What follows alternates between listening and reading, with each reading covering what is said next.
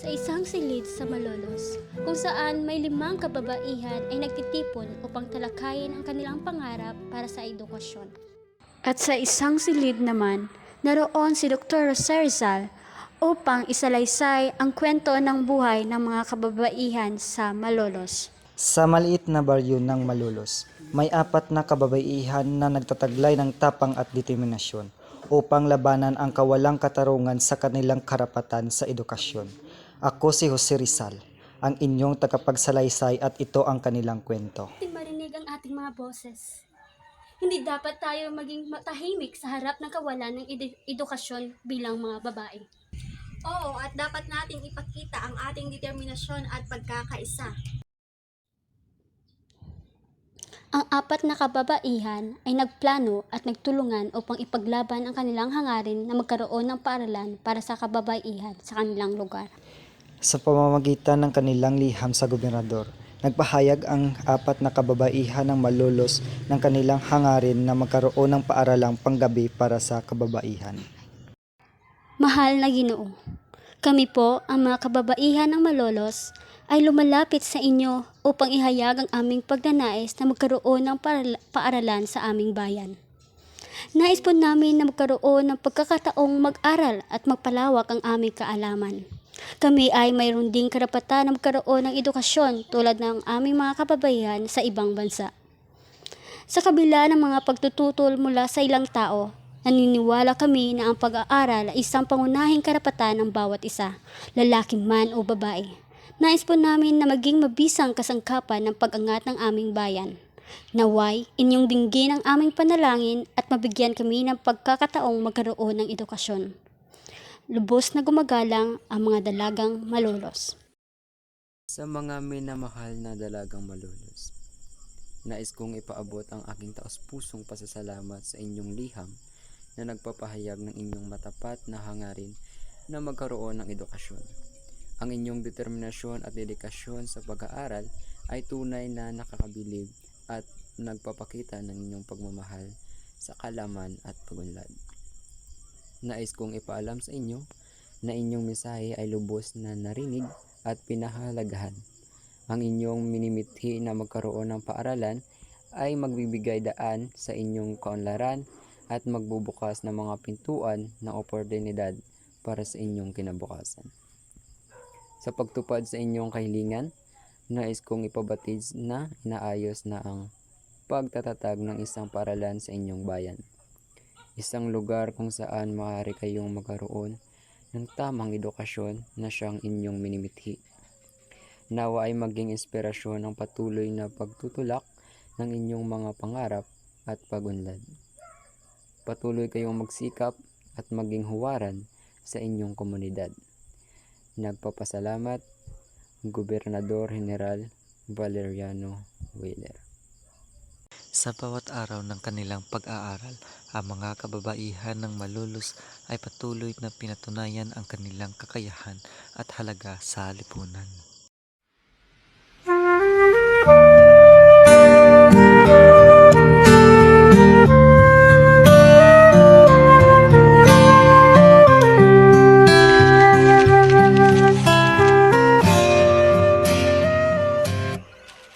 Magandang gabi mga pinili.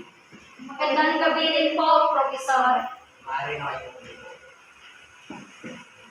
Sa araw na ito, ang ating misyon ay patungkol sa salitang Espanyol. Halimbawa, ang salitang si sa Espanyol, pag sa Tagalog ay oo. At ang no sa salitang Espanyol, pag sa Tagalog ay hindi. At ang salitang adios naman, pag sa Tagalog, paalam.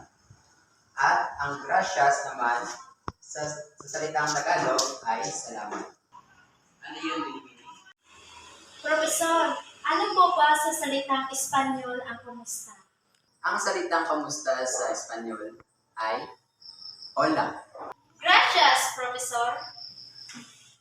Ano naman po ang salitang magandang umaga? Ang salitang umaga sa Espanyol ay buenos dias. Gracias, Profesor.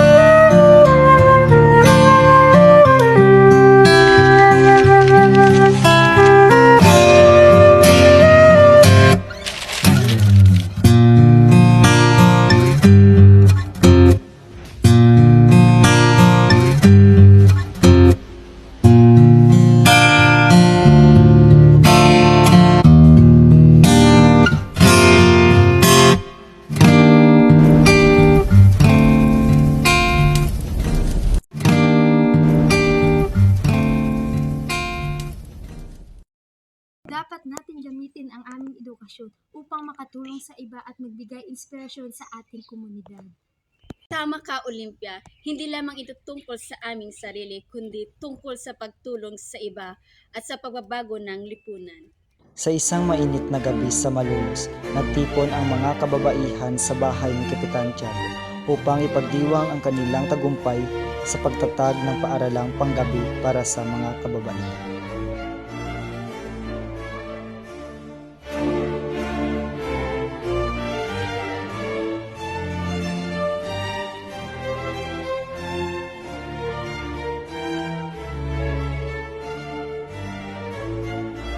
Mabuhay ang mga kababaihan ng Malolos. Ang araw na ito ay isang pagdiriwang ng ating tagumpay at determinasyon na pagkaroon ng isang paaralang pangbabae. Tama ka, Maria. Dapat nating ipagpatuloy ang ating pakikipagbaka para sa karapatan at edukasyon ng mga kababaihan. Magandang gabi mga binibini. Gandang gabi din. Kami ay natutuwa at ipinagdiriwang ang inyong tagumpay. Ang inyong determinasyon ay nagdulot ng pagbabago at inspirasyon sa aming komunidad. Salamat po, Kapitan Tiago. Ang inyong suporta ay nagbibigay sa amin ng lakas upang ipagpatuloy ang aming hadika. Hindi lang tayo magkakasamang lumalaban, kundi pati na rin sa pagdiriwang. At ang pagdiriwang natin ay ang susi sa ating tagumpay.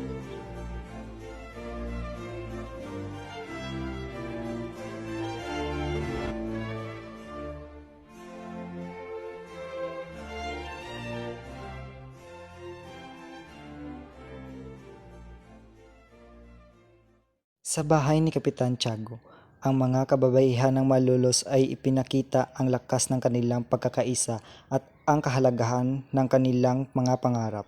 Sa kabila ng mga hamon, sila ay patuloy na lumalaban para sa kanilang karapatan at kinabukasan.